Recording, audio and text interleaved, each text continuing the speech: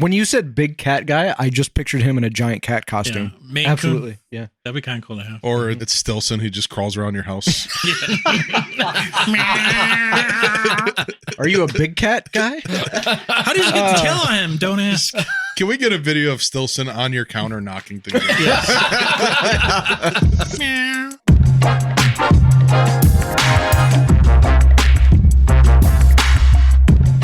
Welcome in to episode 83 of Unstable Discourse. That was a seductive look you just gave me before we started. It was a pause. Feeling seductive. You're Did he looking kiss seductive. you with his eyes? He did a little bit.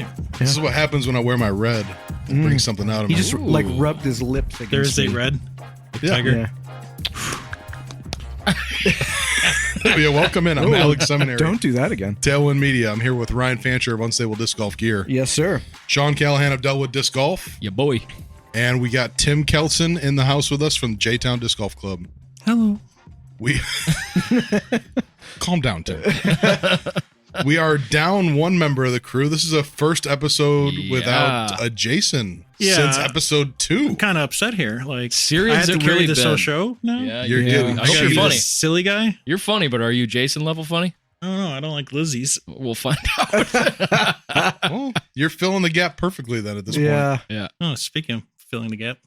Hey, He is Jason. He's Jason. Sorry, Jay.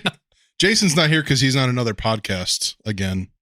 I'm just kidding. He wishes. Yeah, he does wish. He's hosting a special trivia event tonight, right? Yes, he is. Jason, we will miss you, but I have a feeling we're in good hands with Tim. Also got the Queen of the Canyons, Sheila, the Deucers in the house with us as well. We are going to get into a lot of the things that you've been doing kind of quietly behind the scenes and some of the things that are also, obviously not so behind the scenes as well.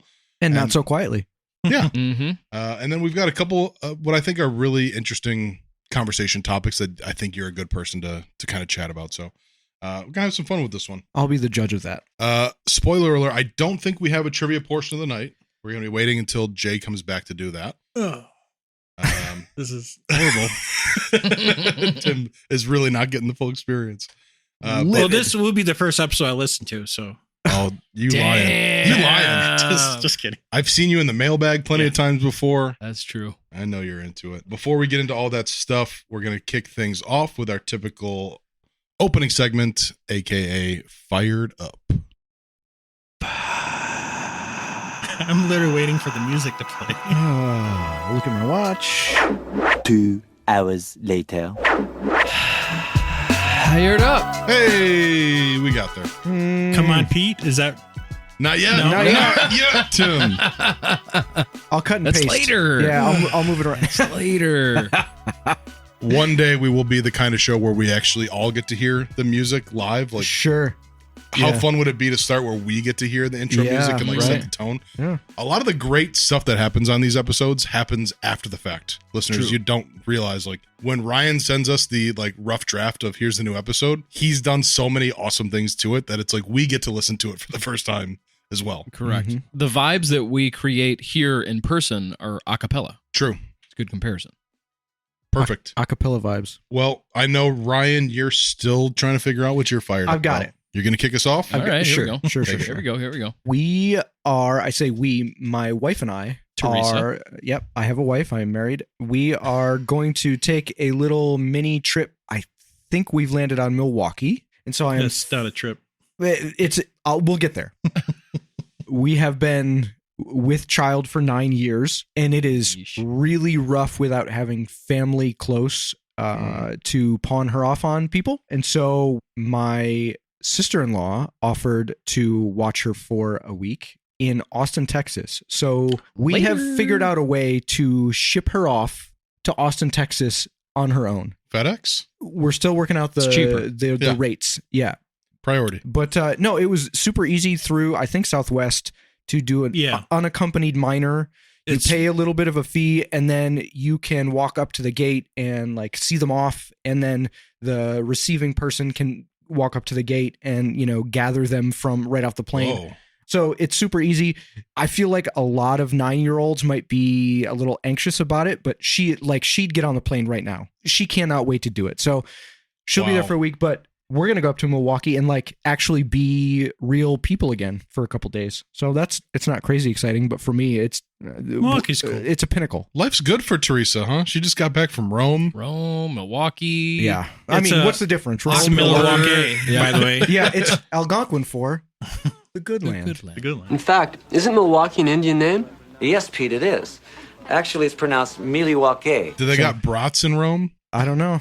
It's a good question. Do they have the gravy? The gravy sauce? He like the juice. I've never been to Milwaukee, so I don't know what to expect, but No kidding. Go to Wisconsin State Fair. It's really good. It's like all day drinking, eating, all this. the whole reason for going to Milwaukee in the first place was because I wanted to catch a Brewers game because their stadium is one of the nicest stadiums, It but is. they are going to be away that week. So we'll find something else to do. Yeah. It's fine. Plenty to eat. That's it. Yeah. Plenty to Cheese. drink. Beer, brats, What more do you need? Oops. boobs. There you go. Okay. Locked in. I mean, seriously. We'll figure it out. That sounds like a great time. Yeah. Let me kick it over to you, Jeff. Oh my God. Okay. Listeners, let me explain what just happened. I'm gonna cut all Not that only out. did it get your name cut wrong, this Okay. but in that moment, Okay. here we go. Love it. All right. Why did we tell the story?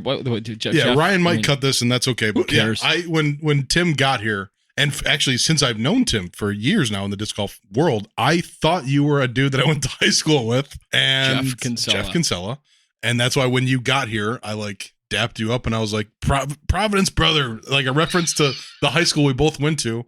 And I also thought that I was older than you, so I had all the details wrong. So now we figured out where this all came from. Let me throw it over to you, Tim. What are you fired up about? Can we make two versions of this podcast? Because first one, I'm going to say I'm fired up about buying a house with my girlfriend, my longtime girlfriend. We're very, very excited to buy a house together. Yes. It's a beautiful house. We're very excited. We have a cat. We're going to get a dog. But realistically, I'm excited about the Ford Mustang I'm going to buy in about 3 months. And she's also all excited. of my money will go towards this Mustang. So Yeah. what we discussed earlier was that you are buying the house with your girlfriend in order to gain leverage to then buy the Mustang. Well, I need a garage first. And Okay. technically, I didn't have a garage. I had a one-car Right. garage. It was backyard. But now I have a 2-car garage with a double-wide driveway and a carport. And now I get the Mustang. Now you got to fill it. Moving on Yeah. up. Because there's always been negotiations with her. Was like, well, I want 2 cats. Well, we can't have 2 cats. Three cars, 2 cats, 1 girlfriend. She's like, no. 1 car, 1 cat, 1 girlfriend. I'm like, no, I refuse. Like, I want cars. I 3 want cats. cars, 3 cats, no girlfriend. Locked in. Also no house. Yeah. Yeah. Oh, no house. Yeah, I won't do the apartment where I have 3 cars, 6 cats, and 2 dogs. And Right. Well, let her know that this episode will come out in about 3 months. So once you get the Right. car, she then she wanted can to listen. listen to it. Yeah, She's okay. like, I got All right. do what?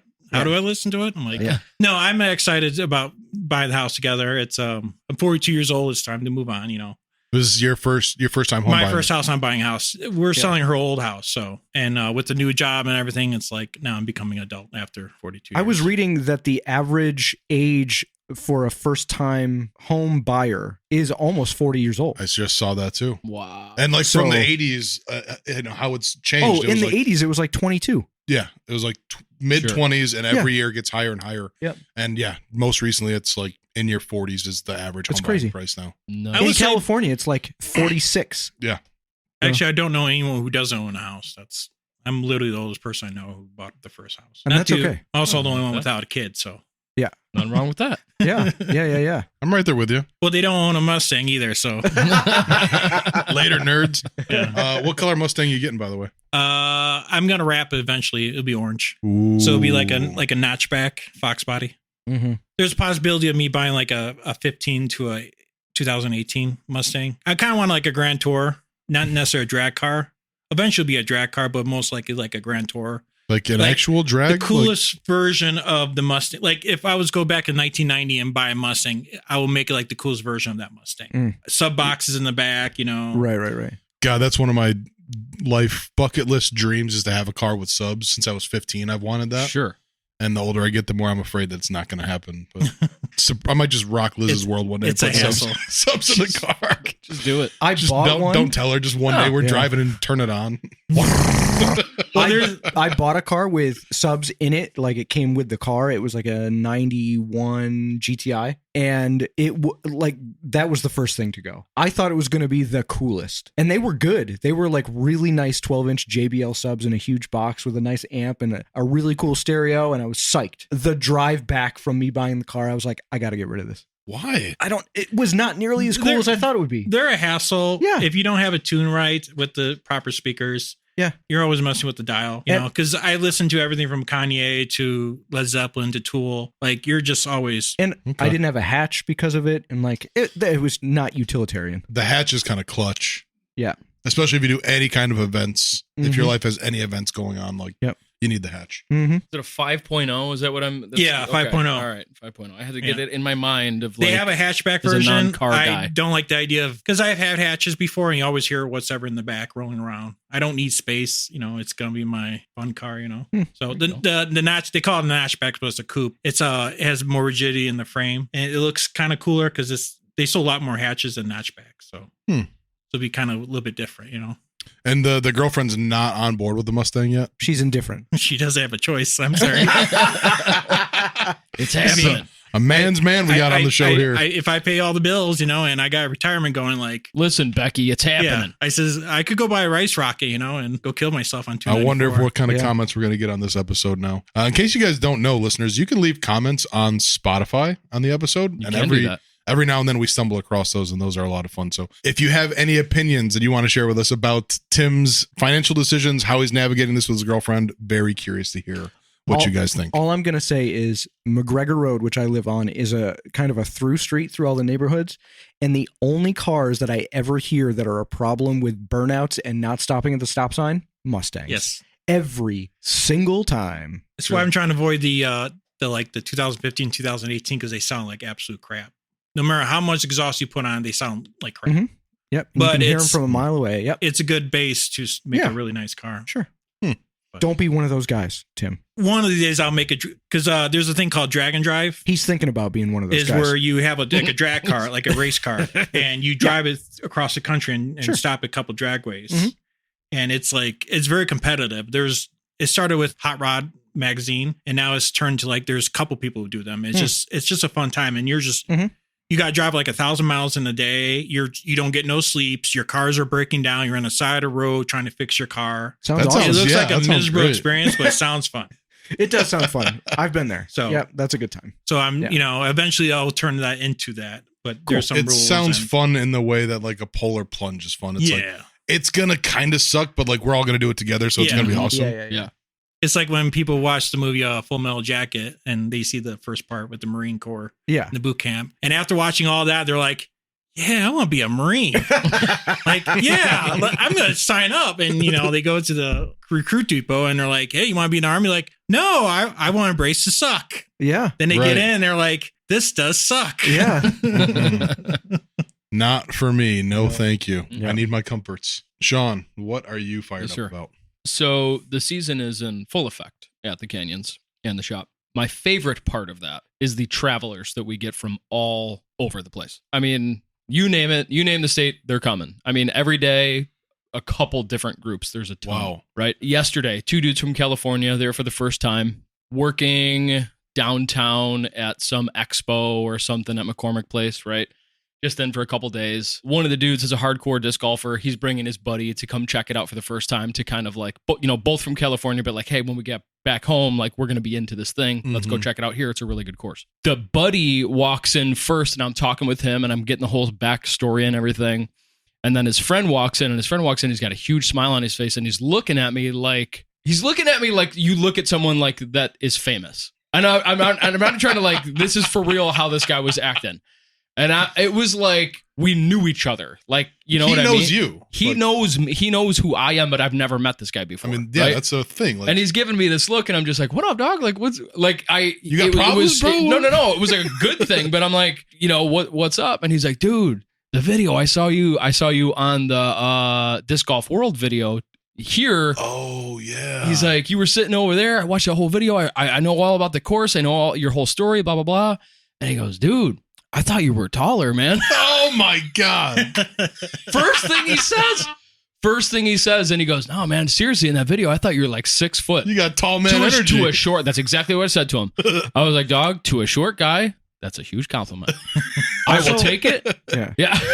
No, that they were super cool. They went and played. They came back. I love this time of year for that because it's like the first time of the year we're seeing all the people come and visit and see, and we get to do the spiel. We get to be the concierge, and all day long. Also, with these people, we're doing like recommendations on other courses, where to eat. We're constantly pushing them over to like places in downtown Lockport and other surrounding cities. So I just love hosting other people and then talking about their scenes back home. What's different? What have you noticed so far? What do you like better about home? What are we missing? Blah, blah, blah, those things. So I really love being in the vibe that we have at the shop right now. It's super fun. Trying to think of the word for the role you're playing. I mean, it's advocate, but there's something more to it. It's like, it is a very cool role to like represent this area and be the conduit. I think that might be the word I'm looking for. For connecting with people from all around the country and like, let me take what I've learned from here and here and here and share some of that with my people here. And that's really cool. Sometimes when people meet me and they've been listening to the show or they've seen whatever I've done on social media, they think that you're Jeff Kinsella. Yeah. Got him. No, they say, oh, I thought you were fatter, but you're actually a lot thinner than I thought. And that's one of my favorite compliments. Well, people will come up to me and like start having conversations with me based on like the comments made on Facebook. I'm like, don't know who you are.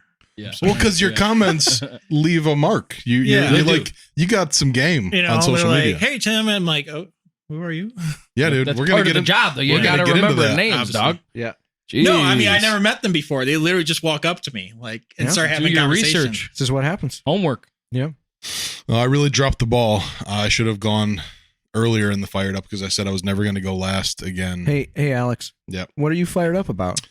I am fired up about a couple of compliments that I got today at the gas station right before I got here. Some lady said, "Hey, look at your shoes," and I was like, "Hell yeah, look at my shoes." What if she thought like, "Oh, look at those shoes"? Like, how do you know? If I totally misread her tone, right. I don't know. That could have been very embarrassing if I did. Yeah, I'm gonna err on the side of she thought they were super dope. I think that's what it was. Yeah, they're good. And your shoe game is pretty top notch. When you don't have hair, you got to have hats and shoes. No, you don't.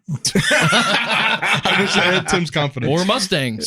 Or that. And then the other compliment was Sheila telling me that she could smell me from inside the house when I was outside. And it was not a you smell terrible, the opposite. Not like your brother when you were kids. Right, exactly. So yeah, I don't know if I've talked about that on the show before, but how I smell is a huge complex, and I'm always afraid that I'm not going to smell nice. Every time someone tells me I smell good, I'm walking on air for like hours after that. You smell fantastic. If there is a discussion about how good people smell, you set the bar in my mind. It's out of a deep insecurity.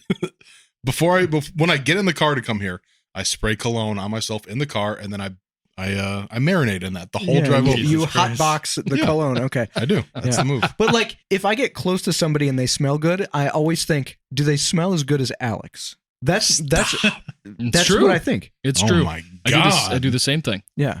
I'm done. You're cured. Getting hot and bothered over here. It's that red shirt. The other thing I'm fired up about is and this is kind of a local route shout out as well to Cooper Thompson, who's hosting the CPS triple play event at Delwood. Yes, he is. We'll talk more about that during the Cal Hallander rundown. Yes, we will. But I am fired up about it because it is a triples event, which is, I think playing triples has been the most fun I've ever had at organized tournaments. So to do a triples event at Delwood, no less, with a couple of friends, and the fact that it's for a good cause, trying to bring free programming, disc golf programming to Chicago kids. I mean, it's going to be awesome. Yeah. Cool. We'll share more details about that when we get to the Cal Hallander rundown, but definitely you should know there are open spots for that. Check it out on Disc Golf Scene if you want to have a good time. That's a wrap on Fired Up. That means, oh my God, it's already time for the Cal Hallander rundown. We're already here.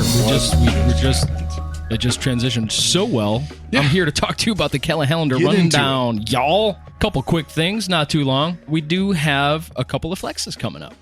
Clash week is not next week, but the following already. Thank God. The weekend of Did you Okay. get scared for a sec? So I've been scheduling my workload, and everyone needs their stuff the week before Clash.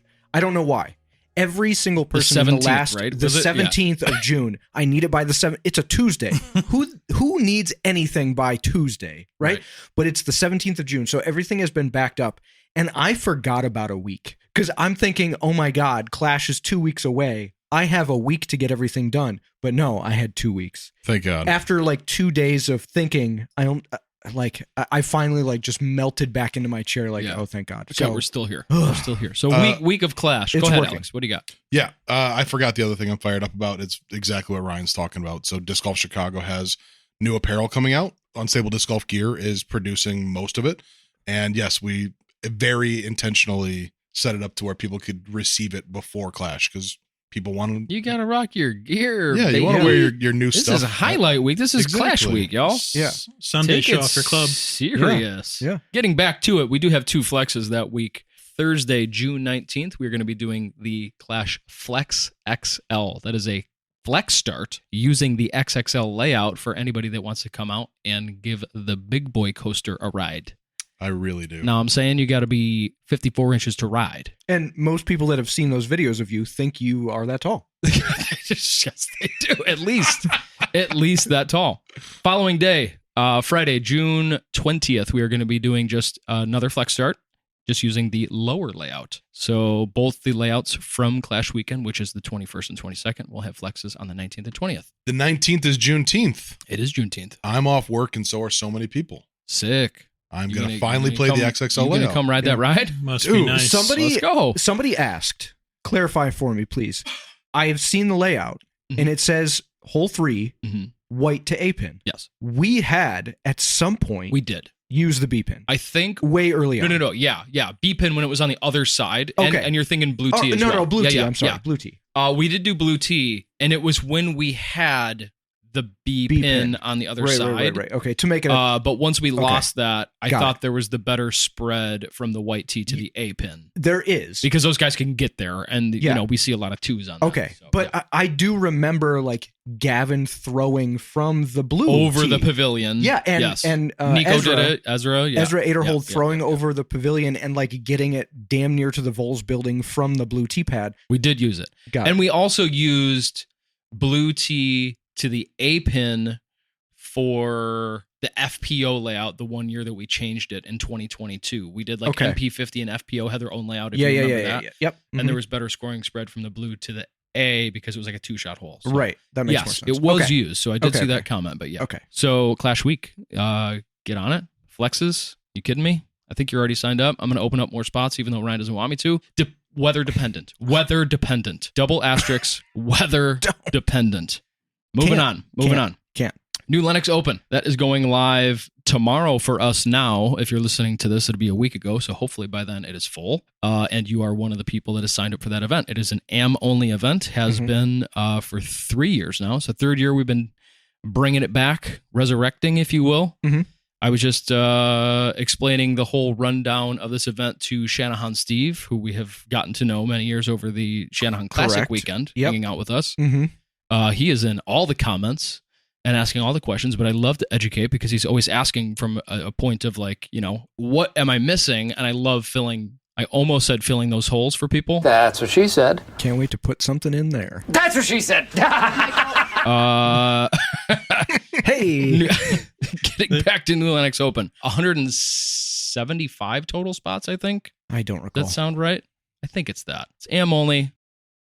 Mhm. New this year for New Lennox Open, we're going to run every combination. So the last 2 years, we have only done white to A yeah, and red to B. B. Correct. So we're going to do that first round on Saturday, and then second round on Sunday, we're going to do white to B and red to A. Mhm. And I promise that I will make sure that in the verbiage on live scoring, it will not be confusing and everybody will know. And I'll have those layouts on UDisc soon. I promise. It'll be so great. But I think, I mean, we were there. We played last Sunday with the Stovies. Shout out to the Stovies. And it was great. And we discussed that, there are actually combinations. And it's funny. Every time I bring up Haynes, I tell people it's a 36-hole course. Well, yeah, there's 18 of those 36 holes that I've actually never played the combo of because we haven't had it set up that way. So I'm looking forward to that. And I think that it is going to open up the layouts out there for a lot of people to play all of those combinations. Might as well. One last thing, as Alex did bring up earlier, the Disc Golf Chicago CPS Triple Play. That is on Saturday, June 28th. There are 2 divisions, upper and lower, with a 900 rating split for between the 2 divisions. This is a bring your own partner triples event at Delwood, run by Cooper Thompson. Why don't we let Cooper explain it? Yes, why don't we let Cooper explain that? Cooper, take it away. Hey everyone, this is Cooper Thompson. I'm the organizer of the CPS Triple Play Disc Golf Tournament at Delwood on June 28th. I want to encourage everyone to get out there and check out this event. We'll be raising funds to help kids in Chicago get free disc golf programming. I hope to see you all out there. And we're back. Thanks for giving us that rundown, Coop. You rule. Cooper is a citizen in 2 countries. Are you aware of this? Oh, yes. Dual citizenship. Dual citizenship. Super rad guy. He's been coming out to all the flexes we've been doing. I see him more and more. He reached out, wanted to run this triples event at Delwood, and I said, whatever you want, Doug. Seriously, he's that cool. And so this is where we're at. And it's an awesome thing. Raising funds for disc golf education within CPS, right? That's right. There's a lot of surprising a lot of costs to like insurance. Just to be able to have insurance to operate a kid's programming within CPS is like an exorbitant cost. Like we would have started this sooner if we had a better solution for insurance. Sure. So that's one of a couple different costs. Like you got to pay somebody to kind of staff this program and stuff like that. So this is not all the details of that program are fleshed out yet, but what we do have is a school that really wants us to get started. We've done like a few like pilot programs at the school and they love it. They keep asking us like, can we get this going? And so this is to basically put some funds in motion for us to be able to like pay somebody, have insurance. Honestly, I'm not sure what other costs are involved, but I know that there are just costs to providing kids programming. And Cooper, honestly, is this huge blessing to us because he's done like a lot of his career has been around kids programming. So he really knows what it takes to like scale a program and what do you actually need to make it happen. We didn't go to him. He came and he said, hey, this is my passion. Can I do this? Like, can I do this with you guys? And everybody was like, oh my God, yes, please. Yeah. He seems like the kind of guy that would embrace it fully. I don't want to call him out, but he was in the shop the other day and he was talking to some kids outside and he came in, grabbed a couple discs and bought them. And what we had learned later was that he went outside and asked the kids what discs they wanted and walked into the shop, bought them and just gave them to the kids. Dude. Like unprompted. He's really cool. That's amazing. His heart is definitely in the right place. And from the organizer standpoint, a lot of people ask me to do that type of thing at Delwood. And I'll be honest, there's a lot of people that I don't want to say that I necessarily turn down, but I think once I apply all of the realities of it to them, they're like, oh, it thins the crowd right? a little bit. For sure. And I think that that's okay. I think that that's fine. What I really enjoyed about Cooper coming to me was that he had all of the solutions already. He came to me with a message that was just all solutions. And I was just like, yep. You're not like it was asking me undeniable. to figure like, things out for you? Like you have already crossed all of the T's and dotted all of the I's and know exactly what it is going to lowercase j's and lowercase j's and you know exactly what it's going to look like to work with us here on a busy Saturday. And that was literally the reason why I was like, Coop, whatever you want. So great. Yeah. Looking forward to it. If you've never done a triples event, I recommend this. I mean, like I said, there's a bunch of reasons to play this event, but triples is so fun. For sure. And let's help the kids. Yeah, right. Help the kiddies. I think there's payouts for this event too. It's $100 a team, ends up being like $33 a man. Yes. I want to say it's like 50-50. Yep. $50 donation, $50 payout pool. Yeah. So yeah, you'll feel good about that. Can turn into a pretty good payout. Yeah. That's great. Yeah. It's going to be awesome. Yeah. Check it out, everybody. That's all I got, man. I mean, we're at the end of this Callahallander rundown, unofficially brought to you by DiscGolfScene.com. Skirt. Wait a second. Tim, do you have anything to add to the calendar? Oh, Hit us. June 14th, which is actually in a week and a half from now, we are having the J-Town Youth Tournament. It's at Heritage Park in Harmaglen. It's being run by Mike Freislaben. Co-directed by Jason Poole. I'll be there to help out. The whole point of us being at Heritage Park is to promote disc golf at Heritage Park, so they actually put some pads and make us more of a permanent thing there. Yeah. So the park district can see there's a demand for this, and here's what it looks like, and exactly. So we've been playing on it for like the last 6 months. We didn't start marketing until about a couple weeks ago. We got a few signups. We're hoping to get more. It's hard to judge how to market to kids because it's basically on the parents, and the parents have to know about how to sign up for a disc golf tournament. Right. Sure. Which if I was going to disc golf scene, and based on insurance, we have to have this sanction because Homer Glen requires insurance. Sure. If we don't have insurance, then it's like all of our money we have in J-Town is gone. Yeah. Right.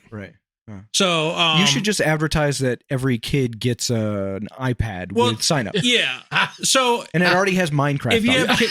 if you have kids, you don't necessarily have to sign up. You can sign up on the day of. We'll try to make that work out for you. But even if you don't have a kid with the PGA number, you could kind of just show up. We have a bunch of discs. We're gonna have some shirts. We're gonna have like a little clinic going on. Yeah. Isn't there a way to sanction it without having ratings? We talked about That's this. a thing. It'll be I next think thing, so. right? Yeah. Yes. So Next year. Then we're every Thursdays. We got the youth league that's run by Jason and Mike Freislaben. Nailed it. Got it. I'm the donkey. I carry all the baskets out to the middle of the course. Carry them I've all seen back. those photos. And Jason, says you gotta play because we have 3 people to get scores right. So my 2 kids will have ratings. I'm glad that I'm not the only guy that does a pitch shift when I do my. that sounded just like Jason Poole. That does sound like Jason Poole. It's good. He's gonna listen to this. Believe me, he's like the first one to listen to it. Anyways, if you don't need to be BGA members, you come right out. If your kid never even picked up a frisbee before, we have bags, we have disc. We do like a 15-minute clinic. We go through everything. Then you go along with one of the chaperones, me, Jason, Mike, or Mike Conley showed up one time. Eric Bassett showed up one time. Mm-hmm. And we'll go over the rules. We'll try to give you some tips and stuff, but we'll play the 13 holes. That we have a special youth layout. It's much shorter. It's much easier to get through. Perfect. I have one question. Yes. If Eric Bassett is a chaperone, who chaperones Eric Bassett? I was gonna say, could you imagine if he's out there snapping on some little 8-year-old girl like, no? The one time he's came out, we didn't have enough people to make a bigger group. There's times where we had like 14 to 15 kids, and we that's great. literally had to Yes. go like one guy with like 4 kids each group, and it's been good. It's been going good. We've been doing it about 3 years now. We probably shouldn't say touch. We probably had about 50 kids through the whole system. That's great though. We bought all of our stuff from Edge Disc Golf, the people out in Arizona. Oh, sure. I forgot what their name is. We got 2 baskets, a bunch of discs from them. Is that Jay and Des? Yes, Jay and Des. Yep. Is there any need for like additional discs or baskets or any other equipment for this? No, it's just, we'll probably talk about it later. It's hard to promote disc golf to people who don't know about disc golf. Sure. Yep, that is definitely something we're going to talk about. There are Such 2 a good barriers, like promoting disc golf to people that don't know about it, and then promoting to parents whose kids want to play. Yeah. That's tough. And we're fighting over baseball and football season, soccer season. There's a kid who was throwing forehands like 300 feet. We had one year. Don't tell me that. Yeah. And he was like 14 years old. And they're like, dude, you're really good. He's like, yeah. I says, but I got football this year. I'm like, where do you play football? And he's like, Lockport. I'm like, yeah. Stay playing football for Lockport. Like, Yeah. Yeah. I mean, the kids can do both. Yeah. All the kids can do both. Yeah. With the other youth stuff going, like Kyle Rinke out in New Lenox doing stuff at his school. Yeah. There is a kid that was a part of his club that still comes to the shop as a regular all the time. Mm-hmm. And is still just absorbing and asking questions. So, like, dude, even if you're just getting through to a couple of these kids when it's these small groups, you're still doing God's work. How do I reach these kids? Yeah, you just like, even my nieces have they're gonna play in the tournament. They came out the league last year. They got their PGA number. So awesome. They'll have the rest of their lives. They may not pick it up. Maybe go to turns of ball golf because that's pretty much what our family plays. But it's like you just try to show that these kids that there's another sport you could play that's fairly cheap, fairly easy to play, Mm-hmm. Yeah. Even if they're just a bunch of chunkers for us. Yeah. It's fine, but Yeah.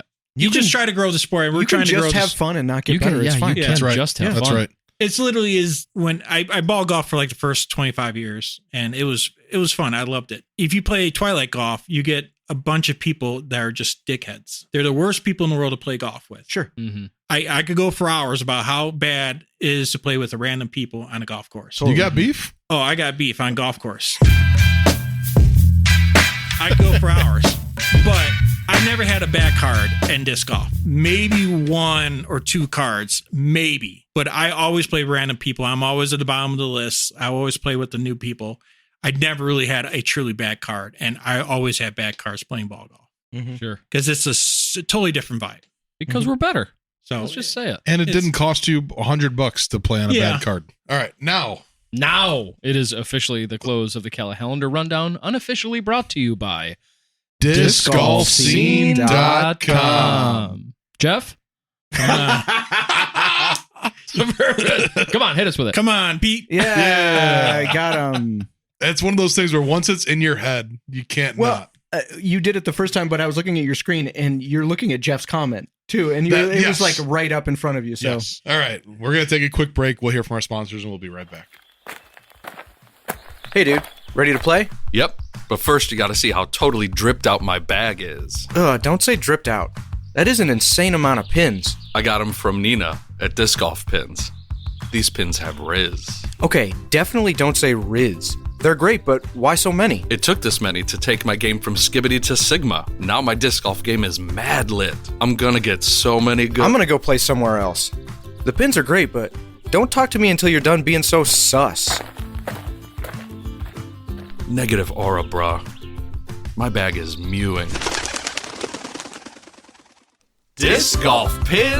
DiscGolfPins.com. And we are back, and it's time for the junk in the trunk. and we've got our Malort candies. For some reason, those have made an appearance. Mm-hmm. Where did I the have cat another, come please? from? Mr. Grit, Can I have him? if you can catch him. Big, I big catch cat him. guy, Tim. Yes. How many do you have again? 1. Hmm. Well, yes, 1. Where's he When at? you said big cat guy, I just pictured him in a giant cat Yeah. costume. Maine Coon. Absolutely. Yeah. That'd be kind of cool to have. Or it's Stilson who just crawls around your house. Are you a big cat guy? How did you get the tail on him? Don't ask. Can we get a video of Stilson on your counter knocking things over?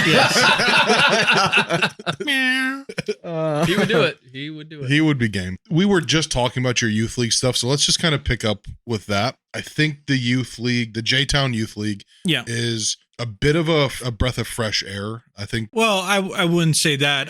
It's kind of the idea was kind of started from the guy from Circle One, Scott Scott Rangel. Rangel. Scott Rangel. He did something similar, Yeah. and I guess I meant specifically for J-Town. Yeah. Yes. Okay. Yeah. It was definitely it's a new idea for J Town. When did you guys started doing this? About 3 years ago. It's like I said, we were just kind of throwing ideas, trying to promote Heritage Park, and that's the only thing we really could come up with at the time. You know. I think it still goes fairly unrecognized. Like it seems like it's kind of a down low thing in the greater Joliet area. It is. I have opinions on it. Go on. Breaking news: it's probably not going to be there next year.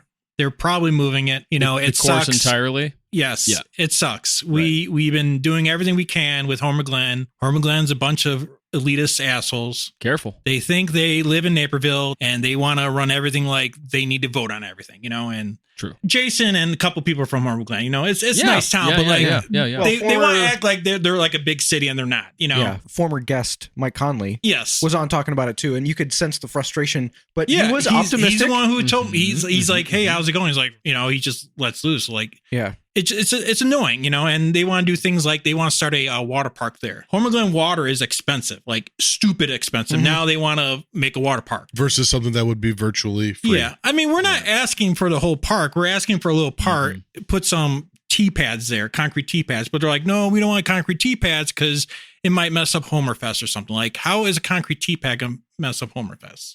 Well, And you know, the people might trip design- over it. Yeah, the design that Mike came to them with too was very Haynes Wayside Park, 2 tees, 2 baskets per hole, and it could have worked really well. And it was really removed from all the areas out there. It's a shame that he's still running into so much trouble because he put in a lot of time and effort with it, and it was good. I mean, he went over it with me, and Even this- like Freisleben, just the Yeah. amount of stuff he has to do just to get a league going or a tournament going. It's like right. paperwork. And he paperwork, literally paperwork, lives in the paperwork. neighborhood Yeah. right next to the park. I mean, if Has the park kids. is for anyone, His wife works for the it's library. for You know, yeah, Yeah. totally.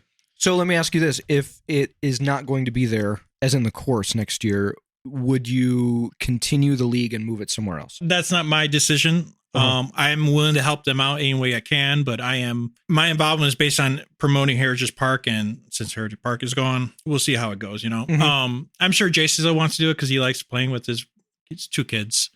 Mike still likes doing it. He's our youth coordinator for J-Town. He likes doing it. I do like helping out, but we don't know. It's like, I forgot the name of the park, but it's going to be moved to this forest park with lots of trees. So if the baskets the course isn't disappearing, it's going to move. It's going to move most likely. Okay. It's not the worst news. I mean, to that other place that Mike went and looked at? Yes, I believe so. You're talking about it like it's pretty much a done deal. You don't know, because there's like 3 or 4 people who are talking to Homer Glenn about this course. You got Thor, you got Mike Conley, you got Mike Weisleben, you got one other person, I forgot their name. And I'm sure you talked to Homer Glenn. It's just like, you talk to one person, and it just sounds like they're just like... You get a bunch of different stories. Yeah. You really do. And it seems like none of them are on the same page when it comes to the course. So depending on the mood of the person that you're talking to, or the mood of the last discussion of disc golf within the park, you get a different answer every time. It's pretty frustrating. Yeah, even we went to Food Truck Fridays. Me and Jason were out there, and Weisleben. No, I'm sorry, me and Mike Weisleben. We're out there like every Friday during movie night or Food Truck Friday, and we're just have 2 baskets, and I mean hundreds of kids are just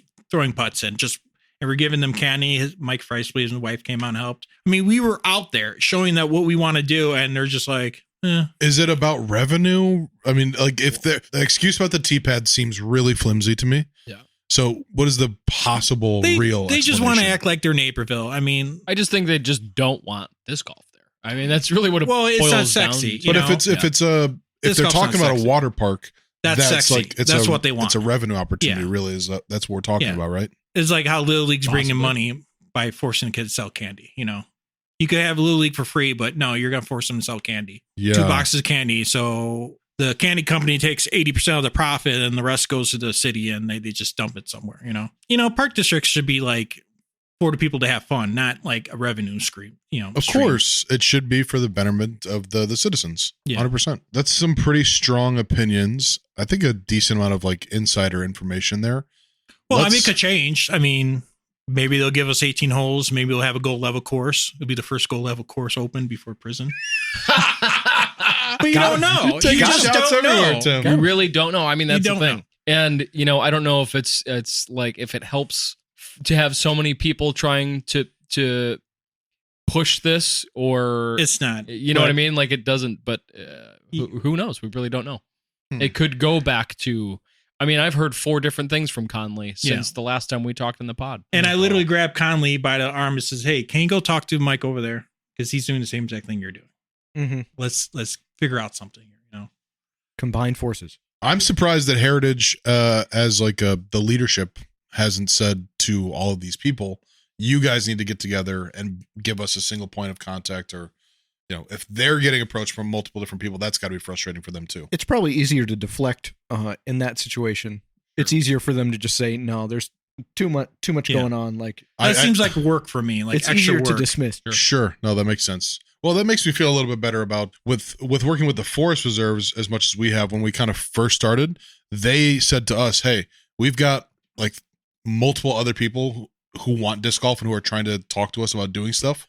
Can you guys be the central point of communication, and like you work with these other people, and then maybe we can combine efforts and liaison." Yeah. And that felt, now that I'm hearing this, it feels like they're being more collaborative than I may have initially thought. Well, I mean, you're dealing with professional people, a municipality that knows what it wants, and it's been going on forever, where Homer Glenn changes leaderships every 2.5 years.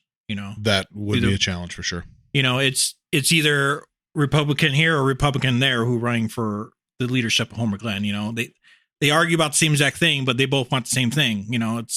It's annoying. Like the whole thing about disc golf could be so much, and it's so cheap, and it could be so much fun. And you see people like Lockport who do magical things at Delwood.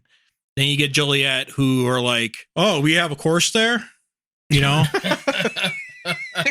like Stu Hulick wants to run the J-Town Invitational, so he's talking to Joliet Park District, and they're like, "We don't know what to do. Like, you want to rent the course? Like we have to figure that out first. You guys haven't figured that out before, like to rent a park out, Right.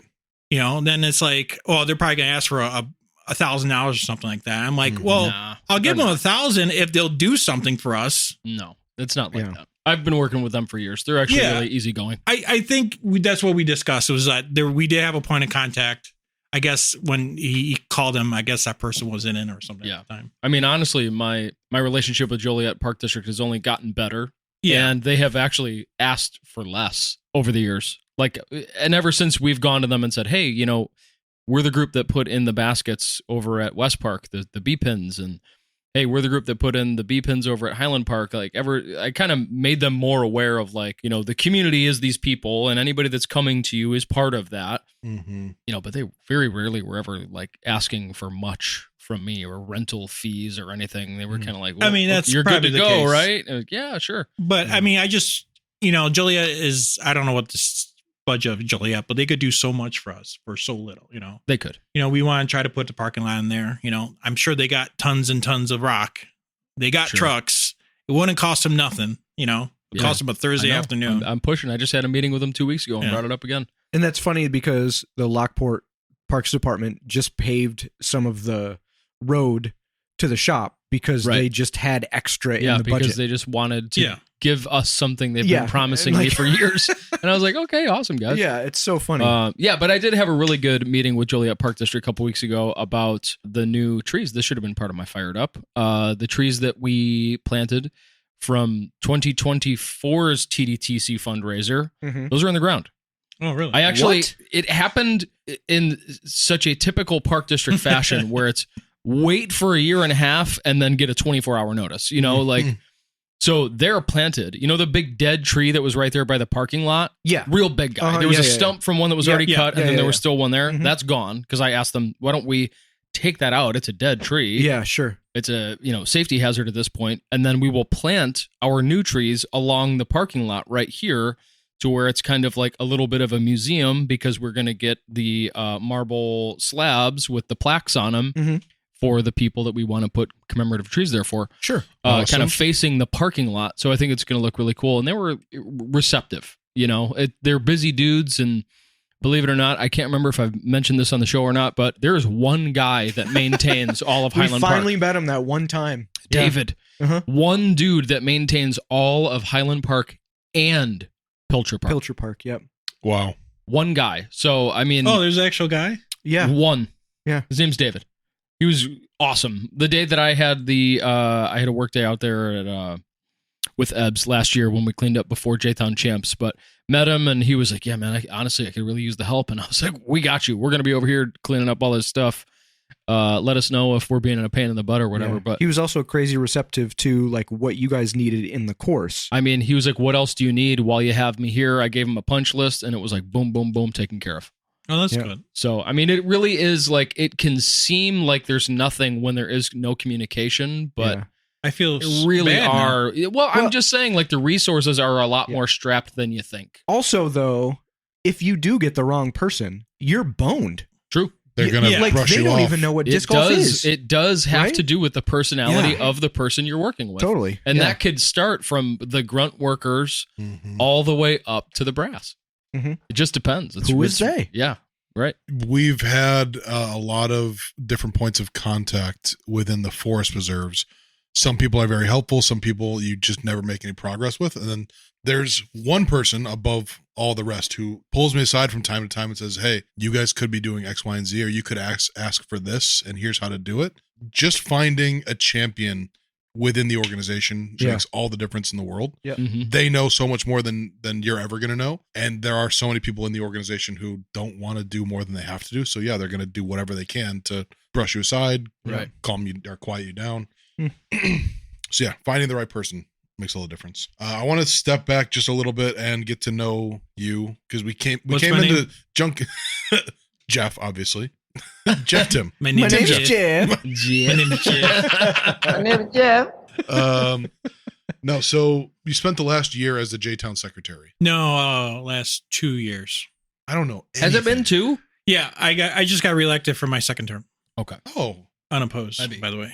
I put in the chat. Congrats. I put in the Everyone chat was that it was scared 1 year. to run No big against me. deal, unopposed. But if someone ran against me, I probably would have dropped out.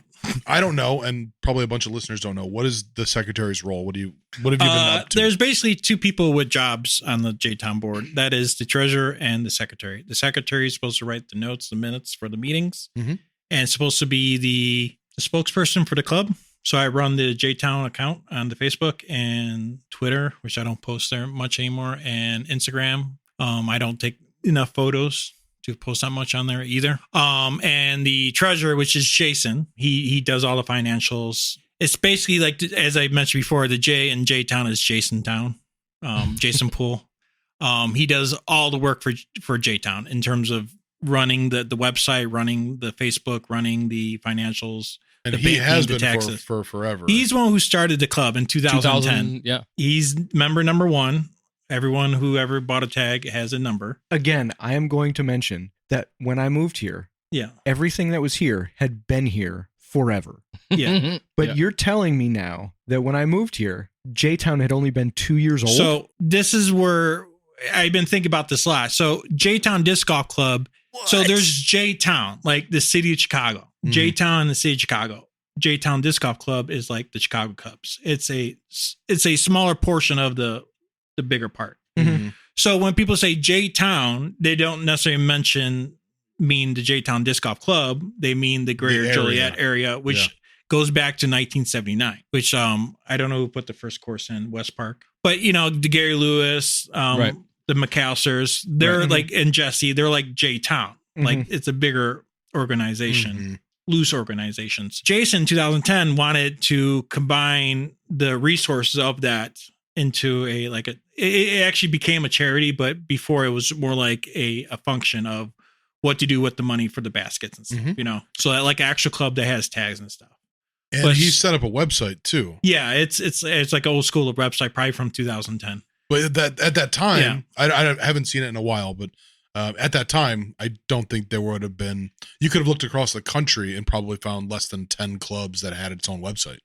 Could be. Sure. Yeah. He's by trade, he's a computer engineer. Nerd. Yeah. Yeah, he's a nerd. He's a professional. I don't think engineer is a proper thing. He does. He's an engineer. Yeah, engineer. Famously, I was talking about him like UDisc, like UDisc have bag tags. Like, well, if I'm gonna use the app to make a bag tag, I'll just make my own app. And he was serious. He'll make his own app. I don't doubt that. Yeah, Mm-hmm. like he probably do over the weekend. Yeah. So he started J-Town just to combine everything into one central focus, which is the focus is take care of the courses and grow the sport. That's all J-Town is supposed to be. It's not supposed to be like. We did do like a sponsorship once before. We did a couple other things, but mostly it's there to combine the forces to get money to make the courses better and to grow the sport. Advocacy. Advocacy. Yeah. yeah. So as a secretary, I do the minutes. I'm the spokesperson. The president is supposed to be the vibe. He's supposed to dictate the future of the club. The vision. The vision. Yes. Yeah. Member advocate, just got a new one. Eric Bassett was old member advocate, who's famously said at the club challenge, I don't know anybody on this team. And I go, you're the member advocate. So the member the advocate best response to that, by the way. member You are advocate the is supposed to be member like the rank and file, Sure. bring up things. The new one, it doesn't matter who, him and his best friend or one of his friends, Kevin Bakuba, they both ran against each other, but they actually did not want to like run against each other. It was just basically whoever you want to pick. Yeah. Sure. And they both have agree on the same things. Some things they disagree. So it doesn't matter who's in that spot. So Kevin Bakuba's new member advocate, Doc Borowski's the vice president still. Mhm. I'm the secretary. Jason Poole's the treasurer. Michael Suhulik is the new president. So I think one of the things that I would like to understand, that I'm sure I'm not alone in this, is what was it like being the secretary over the last year? And then how are you feeling about the election results? How do I feel about election results? Yeah. You've not been shy about any opinions yet so far in this episode. We had, I think, 67 votes. How many members total for So 2025? membership is based on you buying a bag tag. We are a 501c charity. Everything that Jason does is legal, like absolutely legal. Like we had a box, only he was able to look in the box. Oh, what's in the box? So we had 67 people voted. It was very legit. Yeah, it was legit. We all like triple counted and all wrote it out, and I really liked. Maybe you can dive into it more. I think we talked about it a little bit on the show, but the voting, the counting of the votes process, and having the first vote and the second. Yeah, vote, we had really ranked cool. choice voting. Yeah. Since we had 3 people, we haven't really had an election in a while, a very long while. And I think when you became president, it was only 2 people, right? I don't even. Maybe I don't. But we're think I talking about ran against pre-COVID anybody. here, you know. So we really didn't have an election. So this is kind of somewhat new. So we had 3 people and 3 viable candidates. You know, they were all well known. We were And this just is for president. Yeah, this is for president. Mm-hmm. And we just, Jason's just like, well, why don't we do ranked choice voting? I'm like, what's the point of this? Like, well, you know, it's, you know, you don't want somebody to win by a third of the vote, basically. You know, you don't want, if you have 6 people voting, you don't want somebody to win because they got 21 votes out of the 6. Right. Mm-hmm.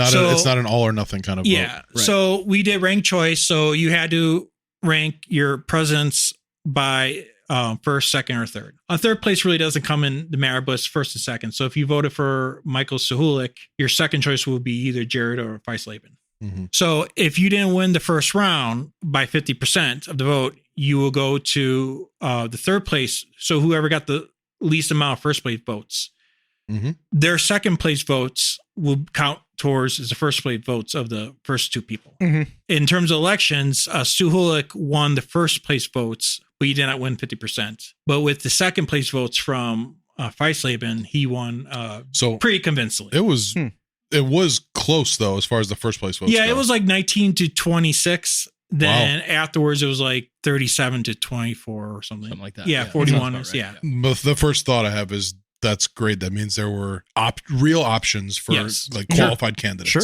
And I set this up with them as you mentioned before. It was I told them, I said, I want you guys to answer these 3 questions. I want to put out a thing where it shows everyone equally with a picture of themselves, shows some of your character, what you want to do, and after that, you could do anything you want. I really appreciated that you had done that. Yes. Yeah. All I said was like, just do not start crapping on each other or previous club dealers. How great would it have been to see hit ads against the other candidates? Though? Well, not actually good for the club. No, it wouldn't be good because there's nothing there, you know. Because then it gets like really mud tossing, you know. Yeah, it's like, we don't actually want it. It's just funny. To think but about. they did good, and Stuhulik was pretty smart. You know, he actually, I didn't even think of it at the time, but he got invited onto the podcast. I'm like, I go ask him like, who asked who on the podcast? That's a very valid question. Yeah. Very like. I was like, that's pretty love smart. that you asked that then question. He's like, hey man, do you want to go work at Highland Park? I'm like, what for? He's like, oh, hole 13 has a down tree. I'm like, yeah, sure.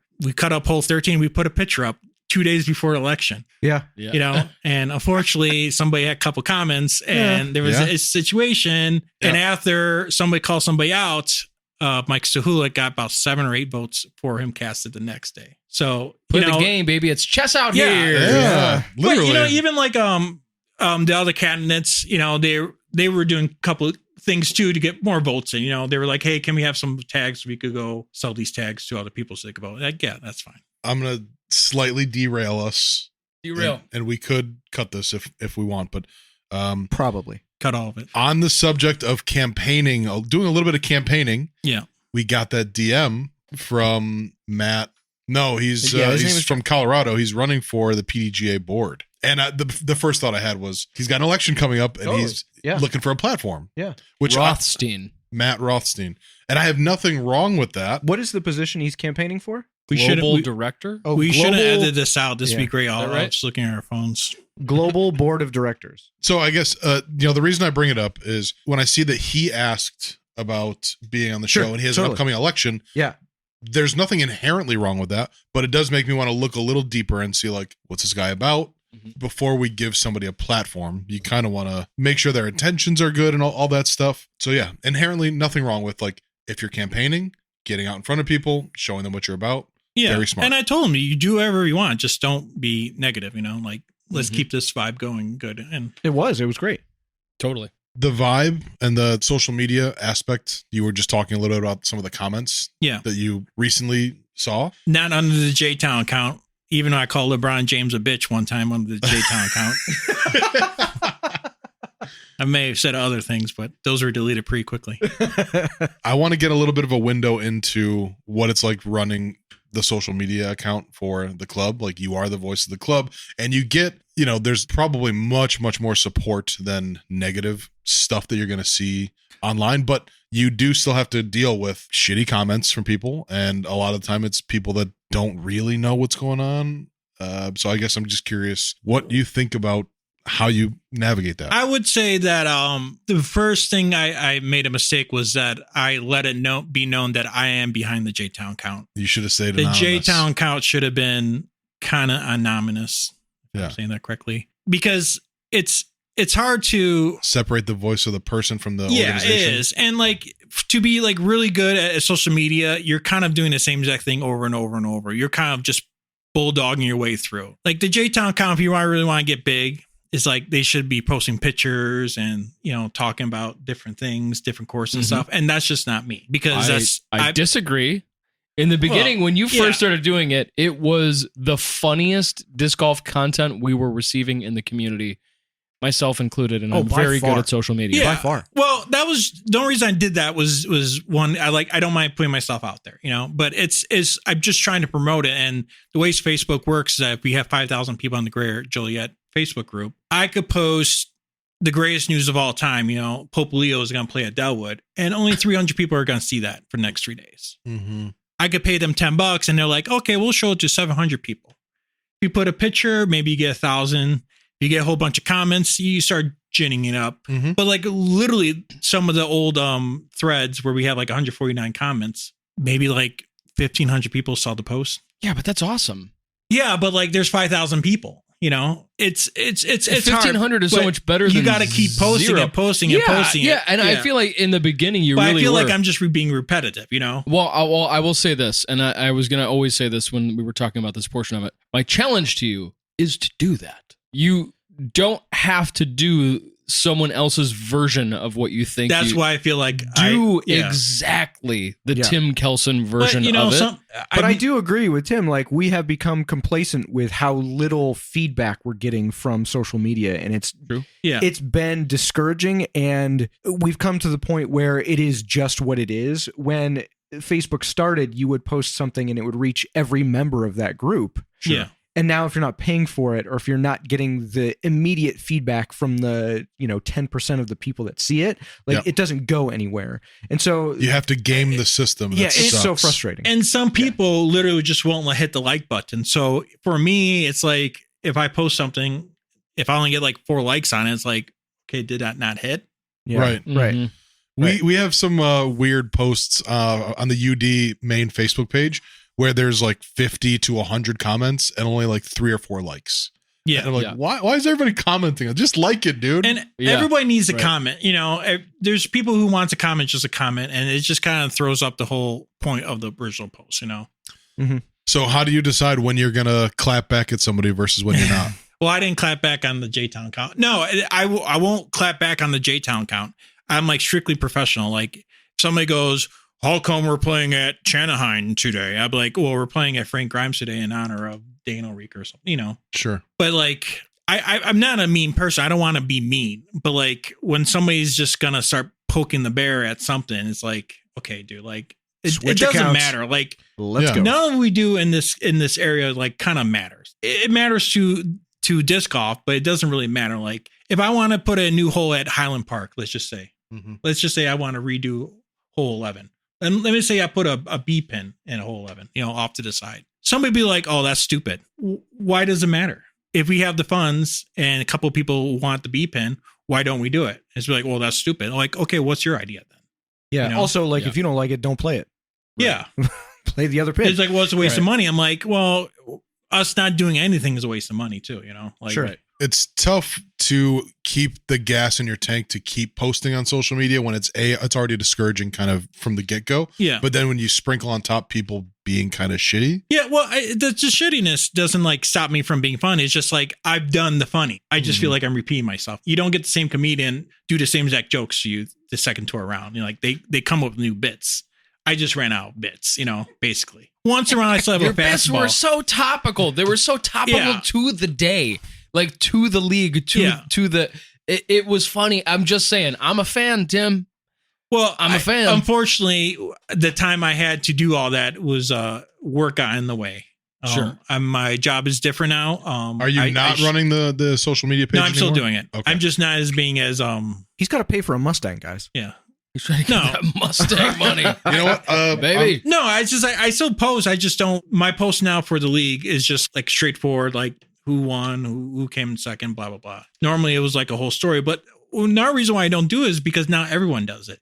And I sold the idea from Jesse through his Photoshop Friday. Mm-hmm. He was like, "Oh, you're so funny." Like, I just did what Jesse did. Mm-hmm. Now Twan has his Thursday's Champions League. He does a funny post roundup. And Sean does a funny post roundup for his flexes and stuff. So it feels like I don't need to You know do that what though? anymore. Twan unashamedly uses AI, Yeah, I know. So. and Does he? that's his thing. Yeah. Do it. Well- Twan is funny on his own. I'm not sure why he's using AI Yeah, because he's he's- way funnier than AI could be. Yes. But like yours were genuine. So Yeah. like there is a difference. We can tell. Just bring it back. That's all I'm saying. Just Well, I want to every know. once in a while. I want to know what's going on with PGA Rodman. He doesn't. Oh my post it. God. No, But but it's the same thing. You kind of just kind of get burned out, you know. Yeah. Sure. That's true. Sure. Do you know who he is, by the way?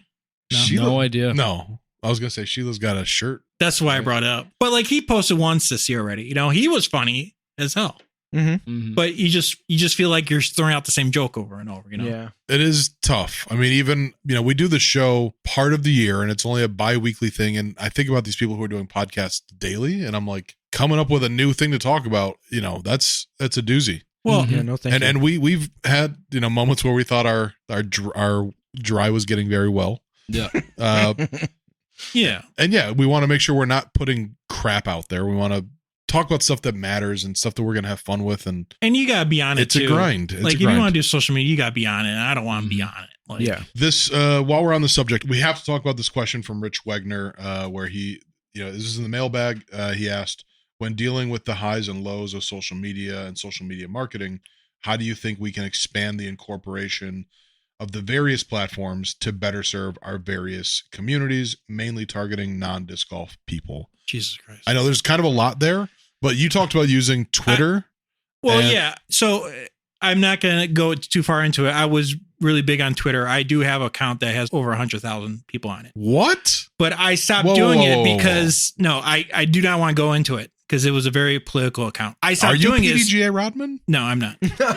But like, you just feel like you're throwing the same pitch every time, And eventually I just became where I was just like, I was stealing other people's memes and I just stopped doing it. I still have that account. Like I can only access on my computer at home because I don't want it to be stolen. I don't have it on my phone.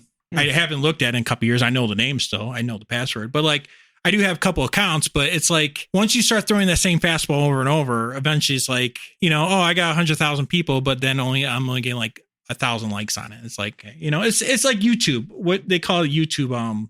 People who have a big videos accounts on YouTube, eventually they just dry out because the algorithm does not suit them no more, Because you're just doing the same thing. Yeah. So I think what Rich is maybe kind of probing for here is expanding the incorporation of various platforms. So maybe he's asking about like So TikTok and like and the website and the But what not I'm saying is that using I'm not. Facebook I don't think I'm very good at it because I realize what I'm doing. I realize that I'm getting like throwing out the same joke over and over. You're not comfortable whoring yourself out. Yes, for I'm the not sake of comfortable doing about it. whoring myself out. Yeah. I get it. That's perfect. Yeah, I get it. So, but if to expand on his question is that what can we do to promote? I think we have to go back old school. I think we should have signs at every course that says who's J-Town when the league is. I mean, an actual sign, not the little paper up in the glass thing. Actual sign. And something what Sean could do is he should probably have signs at the courses too, stating his tournaments and stuff. Even though he doesn't have a hard time billing anymore. But I wish he had a hard never time. have. Yeah. I can't even get into most of the tournaments. I missed the things. But it's disc golf is so weird with social media is because it's like really it's only Facebook. There's some Twitter, there's some Reddit, but that's not local. The only thing that's local is Facebook. And like I said, you could promote a tournament on Facebook and you get 300 or 400 people to look at it. That's why you got to promote it to every single page you could find, and you just keep doing it. And eventually you get enough people.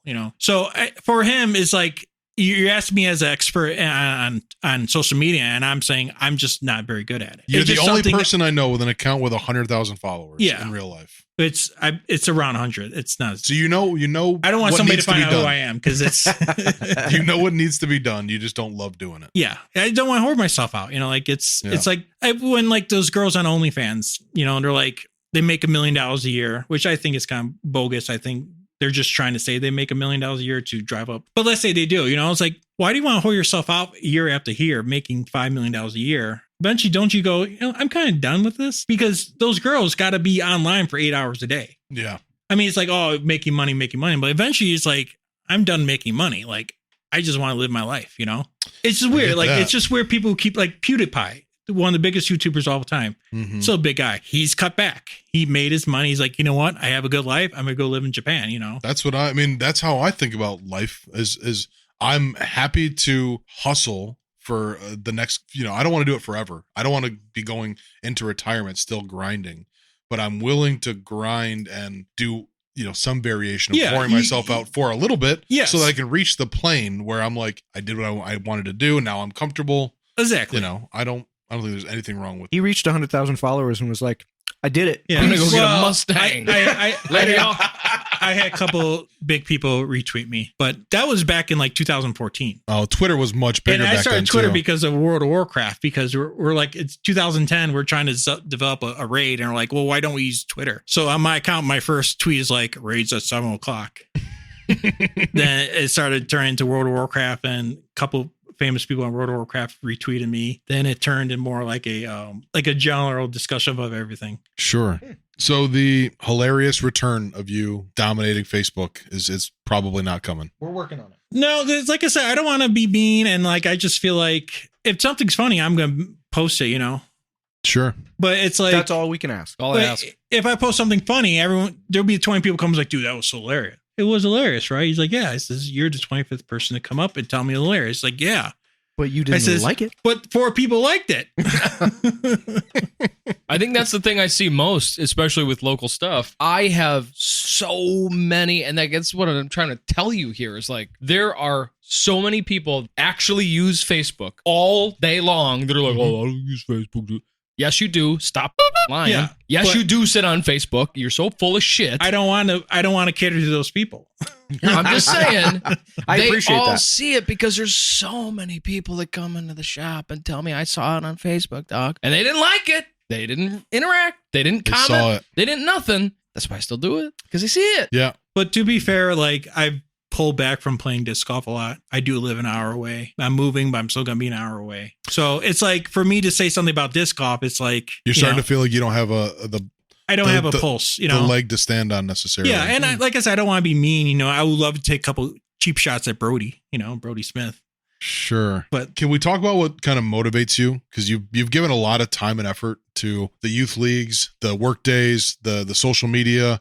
You just said you're not doing as much disc golf these days, but clearly it's a big part of your life. So yeah, you talk about like your motivation. Definitely to still keep a giving. big part of my life. Every Tuesday, Thursday, I'm driving an hour there and back. I work at 10:30 at night. So like for leagues on Tuesdays, I'm leaving at 3:30 in the afternoon, fighting traffic. No, like at 3, fighting traffic, get there at 4, and I leave 7:30, get home about 8:30. I'm pretty much going to work right away. I guess what motivates me behind this is that I do like generally like everyone. It's a good vibe. I like friends. I have lots of personal friends, but they all have kids and are married and they're not there anymore. You know, now these are my new friends. You know, I wouldn't say none of these people I'm really super close to it, but like I like to be useful. You know, I like to have friends and be part of what's happening. You know, like it's almost like FOMO, fear of missing out. Well, I think you're more like Sean and I and Alex in the fact that like you can't just do something. You have to be involved in more productive rather than just participating. How I started with Jason was that he started leagues back up after COVID. And I'm like, well, I don't want to go play a couple holes because I'm already kind of tired from work. I'm just going to stay around. And he's just sitting there by himself. I'm like, do you need help? He's like, yeah, if you want to help. And that's pretty much how I got involved. You know, like I want to help, you know, like I say, you know, you join an organization and you want to be a worthwhile contributor to it, you know? Yeah. I don't want to be the most important person. I want to help as much as I can, you know. Serving in some way. Yeah, I don't want to make decisions. There's a lot of people in Joliet who wants to make decisions on things. Sure. A lot of people try. Yeah, it doesn't work. It doesn't mean anything, you know. Right. It doesn't Yeah. matter if the hole's there or there. It just needs to get down. Right. But you know, I just want to be helpful because best way to make friends is to be helpful. You know, be kind. Love that. Episode title. Making The best way to make friends is be helpful. Oh, Be helpful, be What's that kind. name of the book? Helpful, be kind. Make friends. How to win friends and influence people. Yeah, I'm not gonna read that book.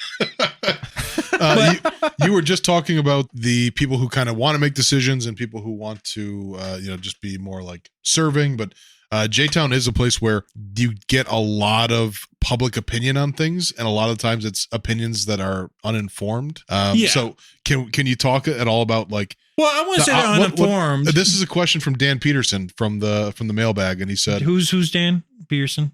Your face tells me you're joking. I have played more rounds with Dan Pearson than anyone else. Okay, so I'm sure this is a very planted question because I'm sure he's talked to you about this before, but he wants to know what part of the club's operations do people least understand? Finances, deciding on course improvements, which ones are more important, running leagues, which aspect of club operations do you think is least understood? I would say, I already kind of mentioned it before, is that the club exists is to improve courses and to promote the sport. That's all it does. We don't really run tournaments. We don't do a lot of things. The whole point of the club is to promote the sport and to fix the courses. And that's okay.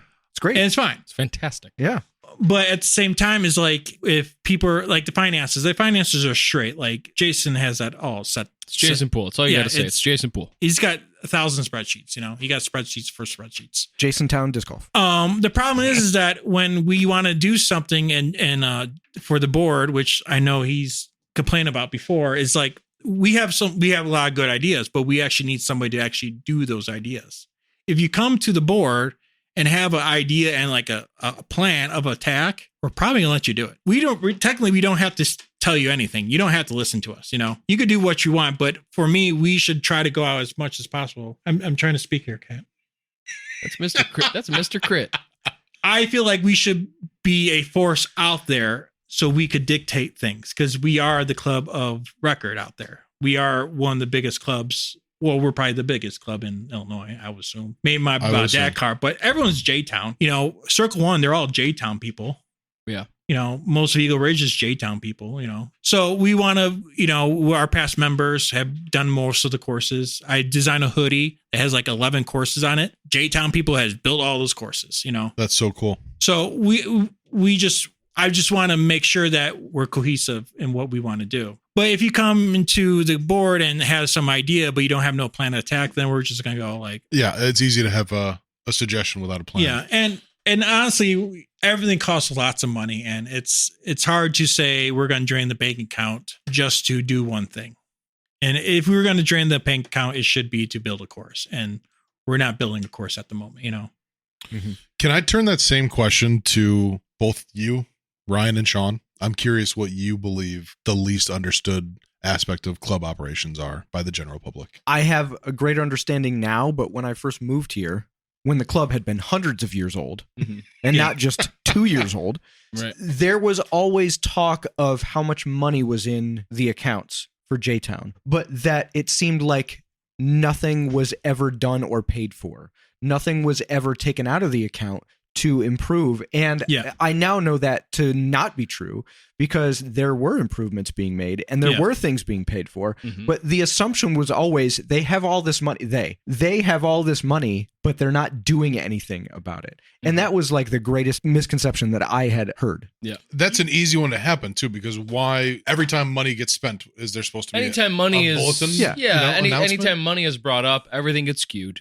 Yeah. All the people that don't understand money have the loudest opinions on all this stuff. It's very frustrating. Yeah, the bathroom that is 2 floors above us was paid by all the flex starts. 100%. Right? That Delwood runs? Yeah. Of course. Yeah. You should see Jason's pole barn. Yeah, right. Yeah, Jason's got a giant pole barn. Selling bag tags, man. Thanks, J-Town. No, Jason Poole has never told me no. Anything I've ever asked from him, he has been there.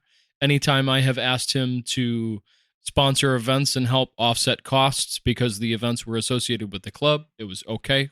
I'll write the check, no problem. So I think to piggyback on what Ryan was saying is that people don't understand how that works because they think we're also supposed to be generating this constant idea of the things that need to be changing, and those things have very large price tags in most cases. Bridges, getting new baskets, stairs, these massive projects that everybody would say need to be done at courses, and it's like those things are kind of not the responsibility of the club. The club is collecting all these funds. The club has this money to tackle these much more attackable projects that have much smaller price tags. And those things have absolutely been happening, I'm sure, since day one in any way that Jason could have been helping. And my time with the club was happening every time I asked. We could do baskets. We do T-pads. We could do T-signs. Very easy. Absolutely. And have. 2 T-pads. 2 years ago, 2 T-pads at Highland. Yeah, it didn't cost as much. Like, we need to do more. Like a parking lot at Highland Park. A ton of 1 ton of gravel is like $11. The truck is like $200.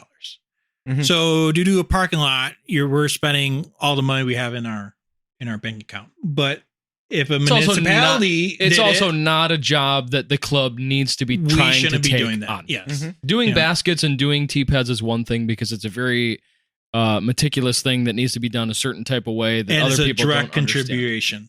Understand. It's correct. It's so direct. Like you can't question it. I think to go back to what you were saying earlier is the club's purpose is like maintenance and advocacy. Yes, 100%. Who's the most inviting person in all J-Town? Jesse. He runs the doubles. Sean's very inviting too, probably more so than Jesse. Like those people exist to get people to play. They always promote all skills could play. They want as many people to play. That's why J-Town exists, and also to help with the courses. Because we technically are in. I wouldn't say we're in charge, but we take care of 2 of the courses, West Park and Highland. But, if anybody wants a T-pad, T-sign, if you come up with the plan, we'll buy you T-signs, Right. I have a bit of a spicy question for you. Oh. The greater Joliet area disc golf culture. Yes. Is there anything about it that gets under your skin these days? No, I don't want to. Spill it. Spill it all. Well, I think what you got to understand about J-Town is that if there is, how many tournament players do you think we have in J-Town? Like people who always come out of maybe 150? That always come out to tournaments? Yeah. I would say that's in the ballpark of probably closer to 300. Okay. There's probably triple that people who play regularly who never came out to a league. It's more like probably 100 times more than that. We are so small to the greater disc golf scene around here. There's people who I will see on the course play every day and they're like, Delwood, like, yeah, the shop, like, oh, I never been there. Like, where do you get your disc? Like, every time I'm at the shop, there's somebody that doesn't even know that organized disc golf exists, but they play disc golf. When we speak in general terms, is like we're only speaking to ourselves, So I think that's one thing when somebody wants to make a decision or have opinion on something, it's like you're kind of talking to the same 20 people, I always use this analogy, but we're selling cookies to grandma. Like when you do the fundraiser sale, you're not going door to door and selling to 1,000 people. No. You're going to your aunt, your grandma, your friend next door, and then your mom is buying the rest of whatever you need to do. And then, so we're only catering to 5% of the masses. I think what you were hinting on was that there is a section of people. I'm not hinting at one thing in particular. There's plenty of good and bad cliques. About every culture. There is cliques, but there's a lot of good cliques, like I have my own little clique of friends who happen to be all named Jeff. Now I can't cut any of that. Who started calling Jeff K Ponytail Jeff? Oh, I didn't know that. Who has been calling Casey referred to him as the guy with the colored hair. It's like, is that the guy with the colored hair? I'm like, yeah. Somebody has been saying that to me, and they're probably going to be so mad. Ponytail Jeff. So anyways, start calling him that. Ponytail Jeff. He'd probably get pissed off. PTJ. I promise I wasn't hinting at one specific thing. No, it just clicks. Like people talk. They have opinions. You know what it is? You know what I really think it is? I think that we're all in the same cafeteria, but there's a lot of lunch tables. Yeah. That's just human nature. It's just human nature. And it's just realizing that we're all in it for lunch. But we're all at lunch. Yeah. But there's just a bunch of different lunch tables, and that's how it's always going to be. Yeah. I don't think that we're all ever, that would be unrealistic to think that there never would be feuds. There would never be people that like have their own things going on, because that's just how humans are. Yeah. It took me a little while, but I accepted it a long time ago. And I just, when it comes to the things that I like in disc golf, I stick with the people that like it for the same reasons. Yeah. And I feel like that, just like all the things that you guys do with the club and Tuesdays, like there's people that really gravitate to your vibe. Yeah. And it's great. And there's nothing wrong with it. From all these clicks, we also get along together when we're together. Yes. Like we're not the Stones from Indiana Jones where we start heating up. Yep. We all get along with each other.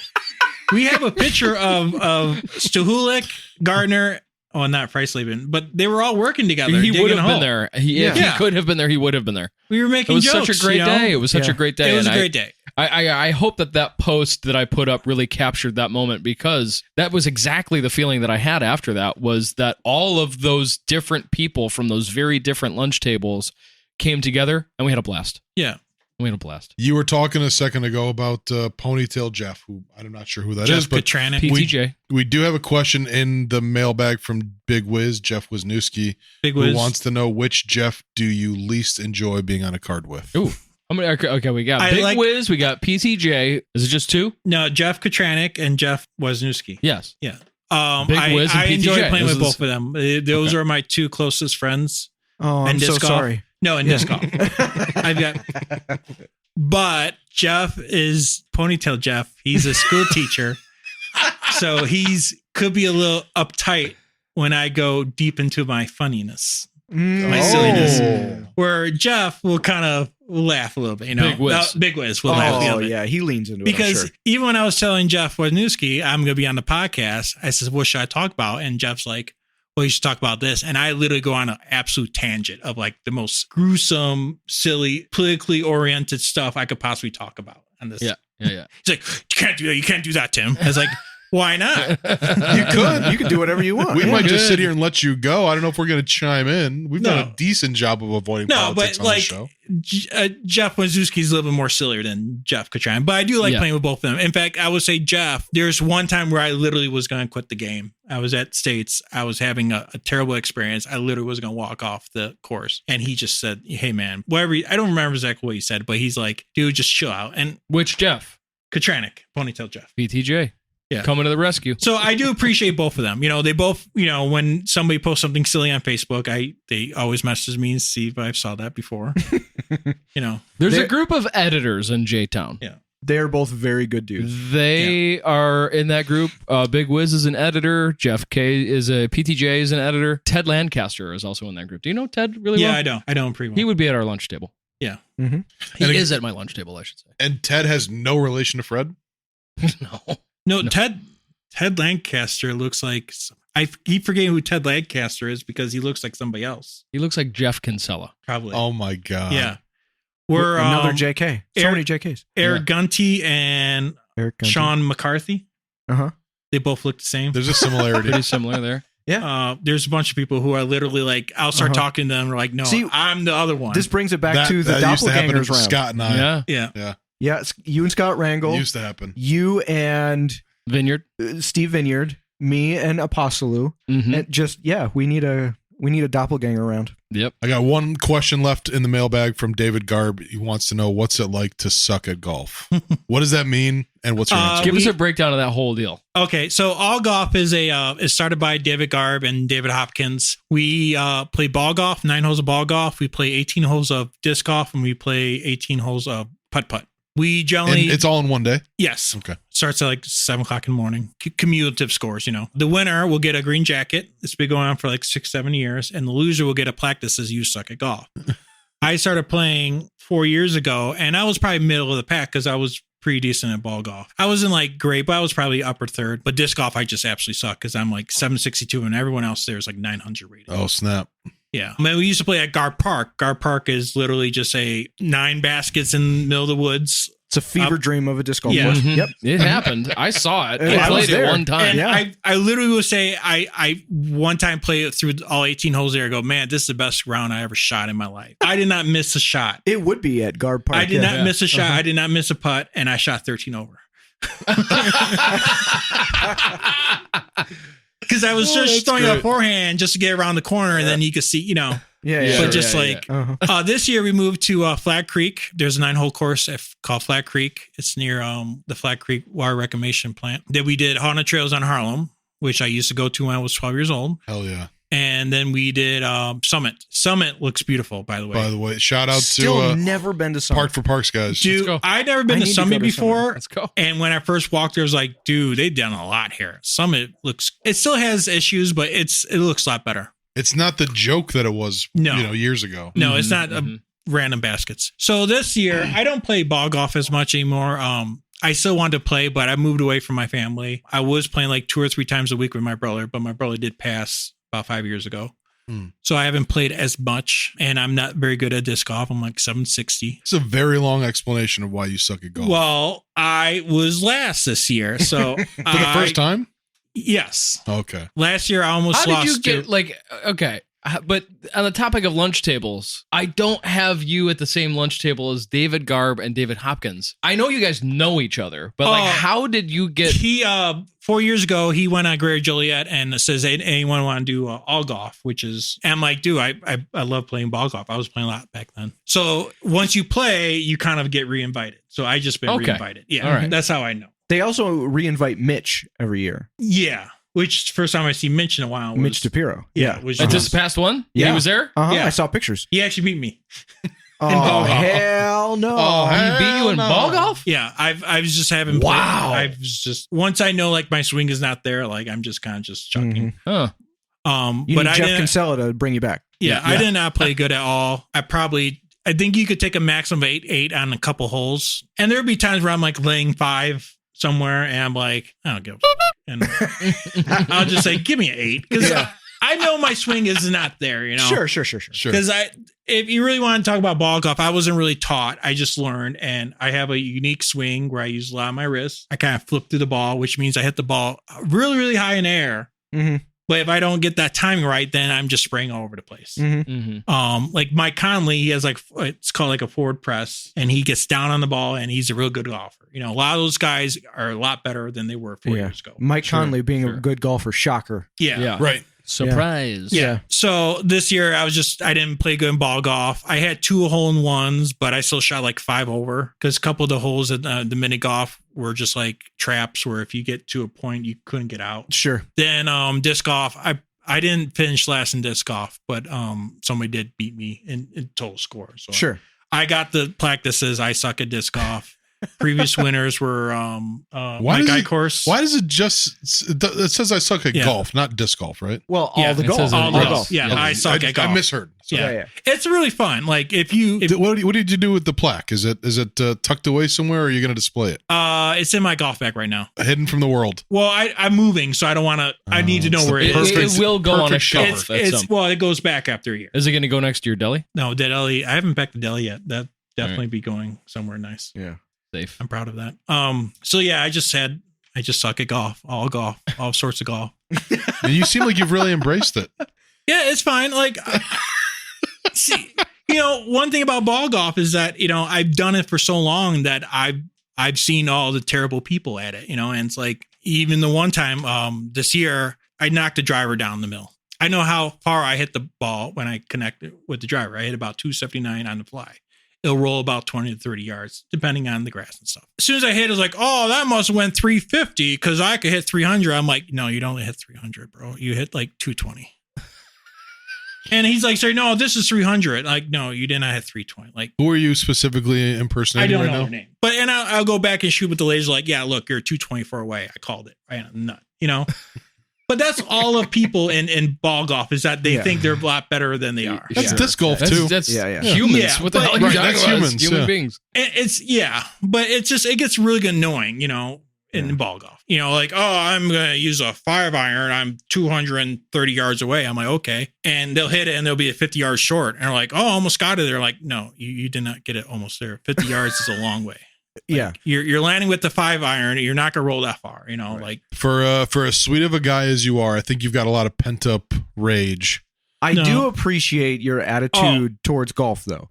All of golf. No. I should preface this. The reason why I'm not as good as ball golf, not because I really don't play as much anymore, and disc golf where I came down from like an 805 rating to like 760, is because I do not want to get mad on the golf course anymore.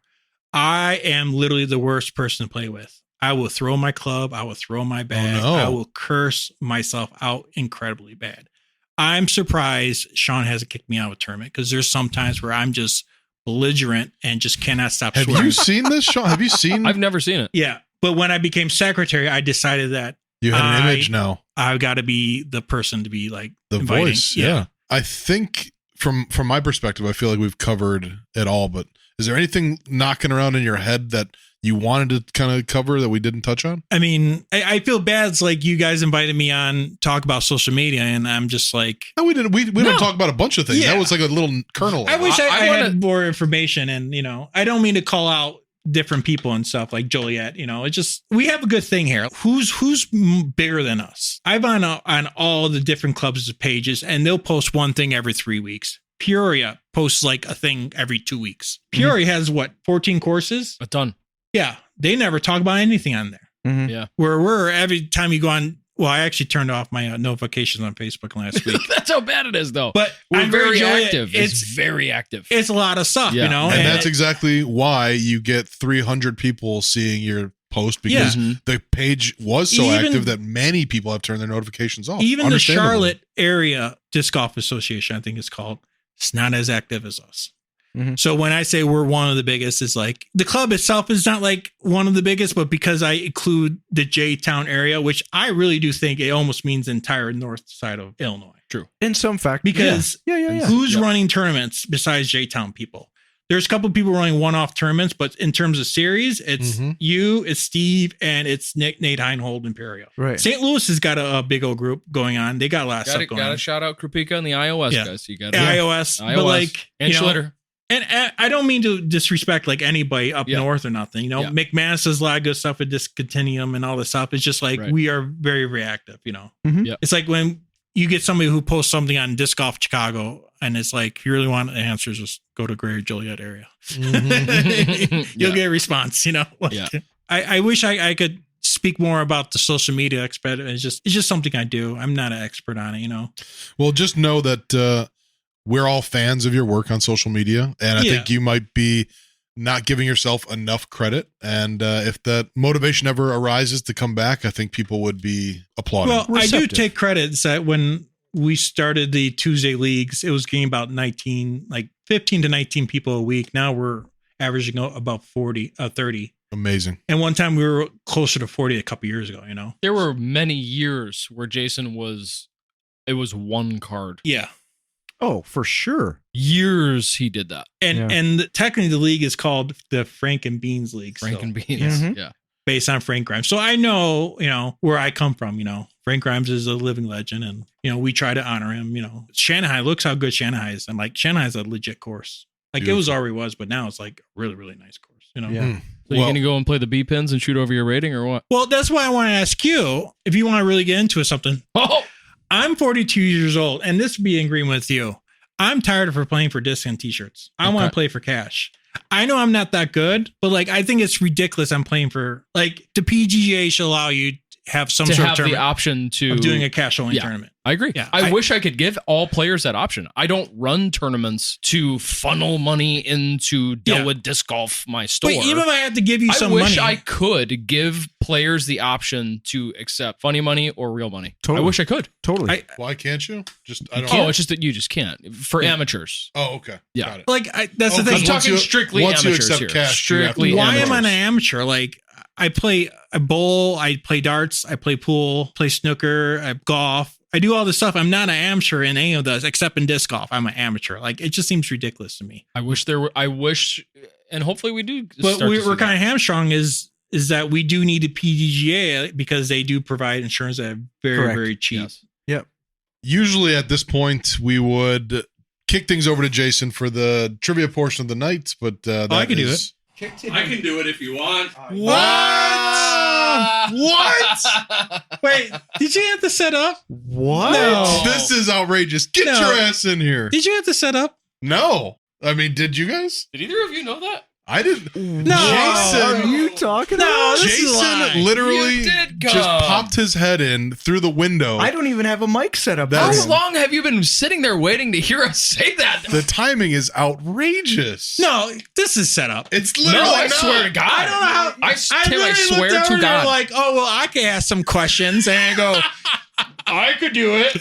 Jason, you genius. I said it early in the episode, and I said it a second ago that there wasn't going to be any We trivia need portion of buzzers. the night. We need buzzers. But Jason has magically appeared, and somehow, right when I said it most recently, I thought we were wrapping this thing You up. manifested me. Jason popped his head into the window, and he's here, and he's ready to Jason do. is here. He is here. He's ready to do Now. the trivia portion of the night. That means it is time for the trivia portion of the night. The portion of the night. Brought to you by Bag of Tricks Entertainment. That is BAIG of Tricks Entertainment. You can follow us on any social media where you can hear questions like I'm about to do. But before we do questions, guys, let's talk about your buzzers. Alex, what do you got for us tonight? All right. I don't know what that means, but Ryan, what do we got? Milwaukee. Oh, very nice. Sean? Trivia. And Tim. Give me steam. So you understand your role in this tonight, right? If you answer any question correctly tonight, you have the opportunity to take somebody's point from them, give somebody the point, or shift around points tonight. What are Fair our enough? points at? Let's talk about where your points are at. Thank you. And I could buzz in anytime I want, or After the question is asked. Yeah. are you sure? Banana. All right. Point total as of the last record. Alex, I have you at 32 points. Ryan, I have you at 23 points. That's correct. And Sean, I have you at 25 points. Let's go. Let's I'm go at indeed. 0, right? And you are at 0. But we'll see what we can do for you with question number 1. Worth 1 point. In the popular game Cornhole or Bags, how many points are needed to win according to the official rule? I don't know if it's just louder, but I think I heard Sean first. 21. 21 is correct. Now where I come from. In the 1971 film, for 1 point, Willy Wonka and the Chocolate Factory, what is the last name, of Charlie, the young boy who, Sean was definitely on that one. Charlie Bucket. Bucket is correct. Sean, another point. Great job. For 1 more point, what is the French name for the gourmet dish that translates in English to fat liver? Milwaukee. Ryan? Oh, it. Oh, he didn't have it. Alex? Confit? That is not correct. No. Anybody else want it? Going once? Going twice? You're out of time. We were looking for foie Foie gras. gras. I do. They banned it in Chicago. Foie I gras. said it in my mind, and Yeah. as soon as I hit the button, it was gone. Yeah. I said it twice in my mind. I'm like, frog. And I'm like, how do I say that? Frog. 1 more point. Which American novelist wrote the 1903 novel Call of the Wild? Milwaukee. Alex? Jack Kerouac? That is incorrect. Milwaukee. Ryan? Jack London. Jack London is correct. Give Ryan 1 more point. Let's do one more 1-point question. Who plays the part of Belle in the 2017 live-action Disney film Milwaukee. Beauty and the Beast? Ryan? Hermione. Hermione is her other name. Oh, come on. Do you have it? No, I can't think of her name. Alex? Emma Watson. Emma Watson would have got you a point, Ryan. Alex's point. I couldn't think of her real name. I would have said the same thing. We're going to do Yeah. a couple 3-point questions, All right. and then we're going to get out of here. Frances McDormand won the Oscar for Best Actress for her role in what Best Picture nominated 2017 crime drama? 3 billboards outside of Ebbing, Missouri. That is correct. Absolutely. Give him his 3 That was points. made up, and you guys just made all that No, up. I texted it to him right before I got here and popped in. Yeah. That's a real movie. That movie rules, dude. Yeah. That's made up. Let's see. Growing out of several bands from the same era for 3 points. In the late 60s, the original lineup of what legendary and large group was Peter, Terry, Robert, Lee, James, Walter, and Danny? Alex? Shit. Led Zeppelin? No, that is incorrect. Too many people. Anybody else want to take that one? The band. The band. The band. Oh, no, you are incorrect. It's not Yes. the band. Yeah. Yes. No. Who? Huh? When? Who's on first? Chicago. We were looking for Oh, no, Peter, really? works. Tara, come on, guys. What are we doing? Terry Kath is probably the best guitarist of all time. Like, Centering on an expedition searching for diamonds, what 1980 novel by Michael Crichton was adapted into a poorly reviewed film starring Laura Linney in the mid-90s? Sean? Give me steam. I was going to say Blood Diamonds. No, that is incorrect. You buzzed in, Tim. What do you got? Congo I is love correct. Congo. Dude, Congo, yes. Lauren Linney was hot. Yeah. Oh, still is. Are you kidding me? She's What would you like still to do getting it done. with the fact that you just answered that correctly? Would you like to that 3 points? Yes. Would you like to give somebody 3 points, take 3 points from somebody, or shift 3 points from I am in somebody's score third onto place somebody by, else? I believe, 3 points. Give it to Ryan. Give Ryan all 3 points. You got it, buddy. Yes, Ryan is getting 3 What about the points. lunch table And speech Sean I is gave looking and at all him that like stuff? he No. We effed eat together, him we break over. bread, dog? Let's do one more 3-point question. What company is currently the second largest private employer in the U.S. and the second largest company in the world by revenue as of 2024? Milwaukee. Ryan? Walmart. The Walmart is incorrect. Sorry for you. Anybody else want to take an opportunity here? Can I get a repeat of the question? Sure. What company is currently the second largest private employer in the U.S. and the second largest company in the world by revenue as of 2024? Amazon. Amazon is correct. You are going to get 3 points for that. I thought it would be number one, and Walmart was 2. I just... Yep. What's number one? Yep. I don't know. Oh. I just have that information. But a little more information for you. The last 4 questions all had a secret connection with the answers. Ryan, do you know what it is for 1 point? Brazil? No. The Nile River? You're half right. Oh. They're all rivers. They're all rivers is correct. Yes. The Missouri River, the Chicago River. Oh, Chicago. The Amazon I didn't think about River, the Chicago. Yeah. Congo River, I guess. I don't know. But anyway. Congo River. With that being said, let's see where we are at with the points as of tonight's trivia portion of the night. Alex, you are about to break a threshold, buddy. You are at 39 points as of right now. When that happens, everyone gets to kick me in the nuts twice. I know. Oh, all right. Fair enough. And I didn't see that coming. And if anybody can believe it, Sean and Ryan are tied right now at 27 points We apiece. never tie at anything.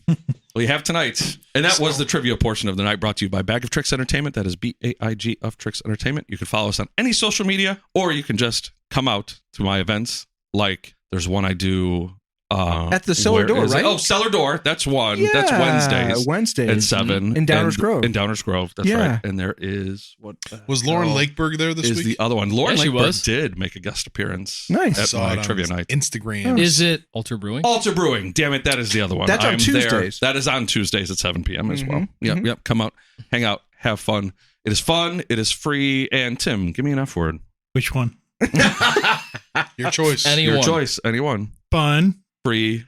And fun. And fun. Fun times 2. Anyway, I think we're done. Is this it? You want to get us out of here? Get us out of here. That's it. And what a pleasant surprise. The thing I'm most happy about with you showing up is that I felt like Tim wasn't getting the full podcast experience. And now you he brought is. the cherry on top. Now he is. Oh, good. Thank you. Cherry on top was actually my nickname sophomore year of college. True fact. Look it up. Google it. It feels like he's been here the whole time. This is great. Well, my current nickname is J Turd. J Turd. J Turd. I was known as Frops in a newspaper in high school. I was known as Water Baby when I was a pipe fitter. Water Baby is a baby born with water on the brain. Oh, God. A mentally retarded baby. Oh, Jesus. Jeez, Tim. And the reason why they call me that is because the superintendent had a brother who was born that way, and he's the one who called me that first. So you're Water It's Baby. a lot of context. Wow. Yeah. I really cannot wait to listen back to what I missed by not being here earlier. The Californication from Red Hot Chili Pepper came out. So like, hey-o. So you were going, hey-o, tell me a story. But they were singing Water Baby, what's your story? Water Baby. Literally, like, everyone at the 22nd Pete's groceries was calling me Water Baby. Even like the Mexicans, they're calling me. Good Water. God. I gotta get us out of here before Tim says anything else too crazy. Yeah, Jesus, please. Thank you guys for listening. Tim, thanks for being here. You were such a great guest. Thanks for everything you do for the community. Jason, thanks for the pleasant surprise. Absolutely. Listeners, Thanks for all your support. I will say the people who are waiting for the video episodes, keep holding your horses. I have to get. Keep waiting. I have Is to there get really an update? I have to Let's get go. a new laptop. If you like waiting, Well, if we got news for you, I promise you, it is burning a hole in my head. I'm really wanting to make this happen. I just have to get a new laptop. Anyways, go subscribe. The video stuff will be coming. Thank you guys for everything. Until next time, keep it on the fairway. See you. that'll be good. Have a good one.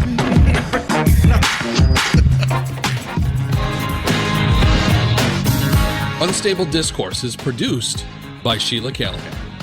Edited by Ryan Fancher. Beats provided by Alex Seminary. And produced in association with Unstable Disc Golf Gear. Look good, feel good, play.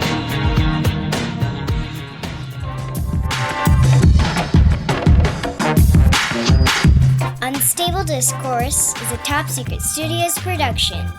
Nerds.